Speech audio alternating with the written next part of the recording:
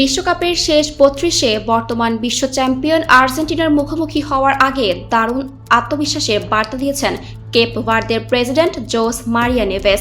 Football বিশ্বে Argentina যেখানে অন্যতম শক্তিশালী দল, সেখানে তুলনামূলক ছোট দেশ কেপ ভার্দের প্রেসিডেন্টের বিশ্বাস তার দল ১-০ গোলে হারাতে পারে লিওনেল মেসিদের। ৫.৫ লাখেরও কম জনসংখ্যার দেশ কেপ ভার্দের এবারই প্রথমবারের মতো ফিফা বিশ্বকাপে অংশ নিচ্ছে। তবে অভিষেক আসরেই সবাইকে চমকে দিয়েছে আফ্রিকার এই দল। কঠিন গ্রুপে উরুগুয়ে, স্পেন ও সৌদি আরবের মতো দলকে পেছনে ফেলে তারা জায়গা করে নিয়েছে নকআউট পর্বে। তাদের এই সাফল্য ইতোমধ্যেই বিশ্ব ফুটবলে আলোচনার জন্ম দিয়েছে। বিবিসিকে দেওয়া এক সাক্ষাৎকারে প্রেসিডেন্ট নেভেস বলেন, আমার বিশ্বাস কেপ ভার্দে আর্জেন্টিনাকে ১-০ গোলে হারাতে পারবে।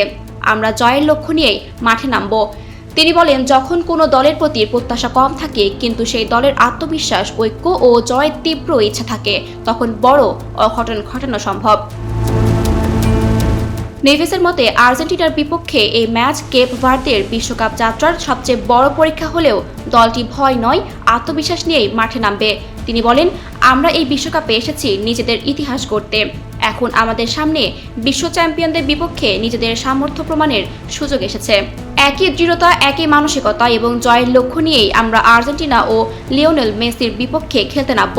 আমাদের লক্ষ্য শুধু ভালো খেলা নয়, পরের রাউন্ডে জায়গা নিশ্চিত করা। এদিকে বিশ্বকাপের অন্যতম ফেভারিট আর্জেন্টিনাও কেপ ভার্দেকে হালকাভাবে নিতে রাজি নয়। নকআউট পর্বেই একটি ভুলই বিদায়ের কারণ হতে পারে, তাই দুই দলই নিজেদের সেরাটা দেওয়ার প্রস্তুতি নিচ্ছে। আগামী ৪ জুলাই মায়ামির রক গার্ডেন স্টেডিয়ামে অনুষ্ঠিত হবে বহুল প্রতীক্ষিত এই ম্যাচ।